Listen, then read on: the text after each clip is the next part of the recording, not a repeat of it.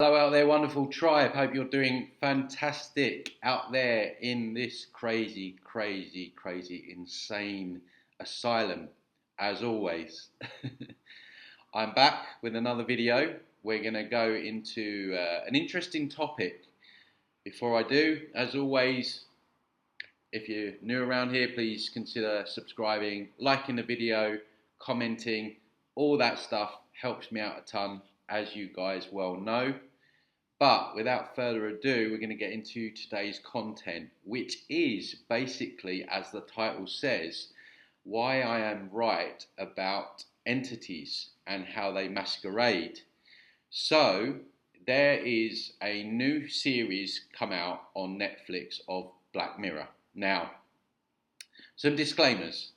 I only watch things with messages in them, as I know many of you do as well. So I don't spend a lot of time watching all this stuff, but the Black Mirror series in particular provides us with a wonderful insight about what these psychopaths want to do, how they're going to do it, and most importantly, how they use technology, or how they're going to use technology to do it. So it's a very dark series.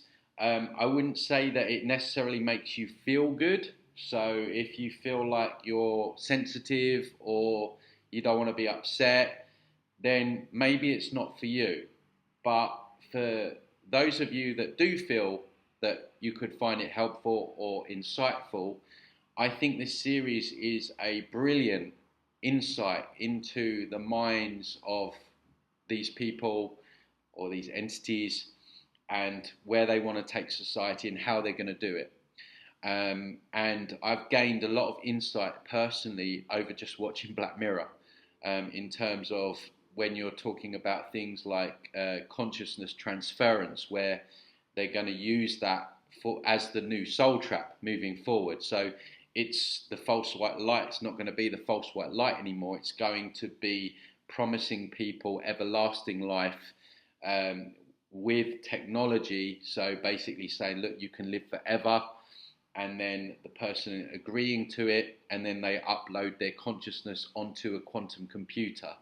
And so there's a lot of different episodes within the Black Mirror series that go into detail about how that will happen. And it is kind of horrific. I'm not going to sit here and say that, you know, you're going to watch that and feel great. Which is why I'm putting these disclaimers in now, because if you get upset by it, you can't come back at me and say, "Oh, well, you know, you didn't tell me it was like this." No.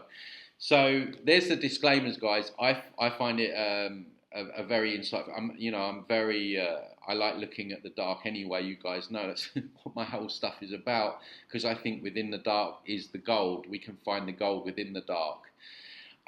So with that being said, I want to speak about the last episode of the new series. Now, again, if you're halfway through the new episodes and you don't want to know just yet, then maybe watch this video after you've watched it. I don't want to be a spoiler to anyone, but the last episode is telling us basically what I've been saying. It's called, title's not very good, it's called Demonic 79 or Demon 79, and basically it's to do with how this woman is set in the 1970s of this Indian lady, and how she gets caught up in like this talisman game, and it's basically where this demon comes in initially, and of course she becomes very frightened by its appearance, and the demon realizes this, so it shape shifts, and it changes form. And just before this, one of the scenes is where the woman is watching Boney M in concert, the 70s band, and there's a guy in that. She obviously finds him very attractive, very appealing.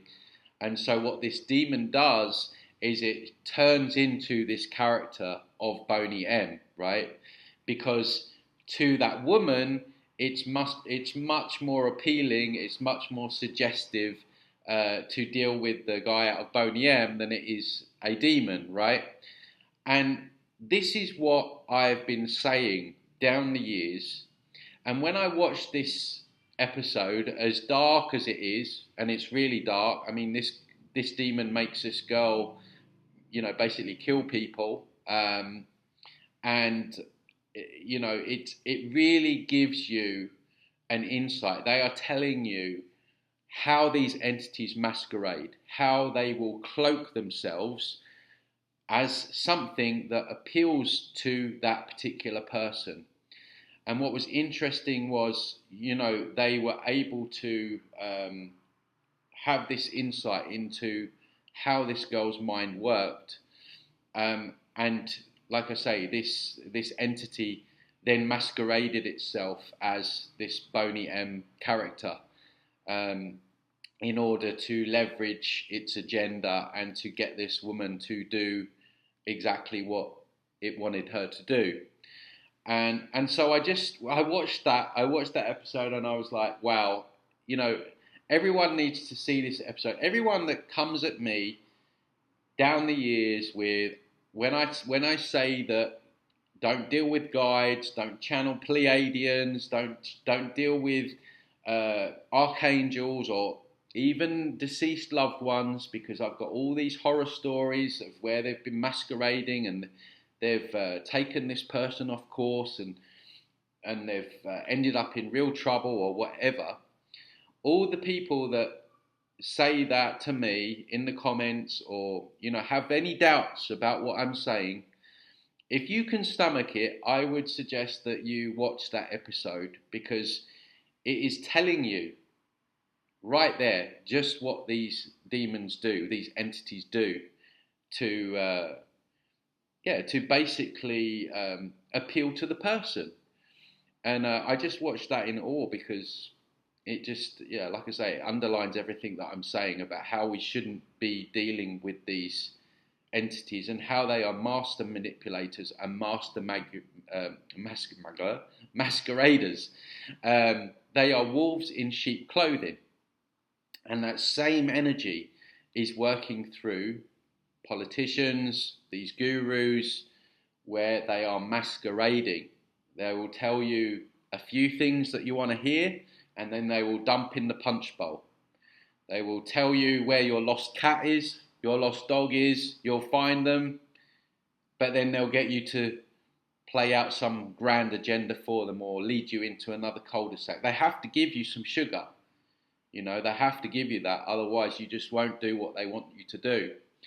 But it was also very insightful in terms of another thing that I've been saying about the people that do heinous, horrendous crimes like murdering and all that kind of stuff, how essentially I would say that they are hosted by these entities, and these entities have obviously a very big control over what these people are doing.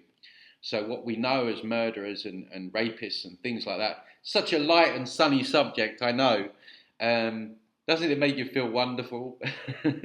But, we need to know the truth, guys. We need to know what we need to know, because if we don't know what the truth is, then we can't arm ourselves with the knowledge to deal with it. And by looking at the shadow side, looking at the darkness, there is the gold. We find the gold, and we find the information that is going to empower us.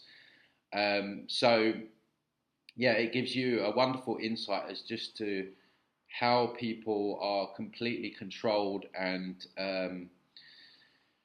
how they're almost unable to listen to their own mind and reasoning, and also how these entities have this. It seems to be their mission is to corrupt pure souls, or good, not necessarily pure, but good souls. I mean, I don't think anyone is 100% pure, and if you are, you're probably lying, or you're coming out of the New Age, right? You're Eldora and Simon, or someone like that, who, make out that they're completely pure. I think everyone has a side to them that isn't. But it seems to be their game, their agenda, that they want to corrupt good souls, um, and how at one point in the episode, the one of the people that the girl was going to, let's say, end their life was not a person that these entities wanted them to do that to, because this guy was a politician and he was running a grand agenda which was very dark, and so they were trying to get this girl to look at someone else rather than him. It's all in the episode, like I say, it's just fascinating, and I watched that and it just reconfirms everything that I've been saying. And yeah, guys, the main takeaway again is don't deal with any of these. If you think it's angels, if you think it's God, if you think it's your dead mum, or sadly, it's probably one of these entities that are masquerading, because they will find what it is that you like the best and they will act accordingly. Not just even in this lifetime. We talk about this with the soul trap, the false white light.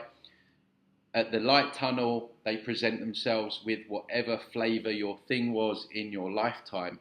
So we need to leave all of this at the door, as I say, because they are master manipulators in this matrix, which is full of tricks. So yeah, have a watch of that, guys, and let me know what you think in the comments. Like I say, it's not everyone's cup of tea. If you're, a little bit fragile, some people are hypersensitive. Yeah, you might not want to watch it, but if you are curious, you will see that everything in that episode is basically what I've been saying. So yeah, let me know what you think in the comments below. And as always, guys, if you feel like you want to work with me or learn how to clear some of this stuff, you can find my work on my website, transcendingtimes.org, where I also have my course, which is going really fantastically well. Got a lot of people in there connecting. And yeah, guys, have a great weekend, and I will speak to you on the next video. You take care. Bye-bye.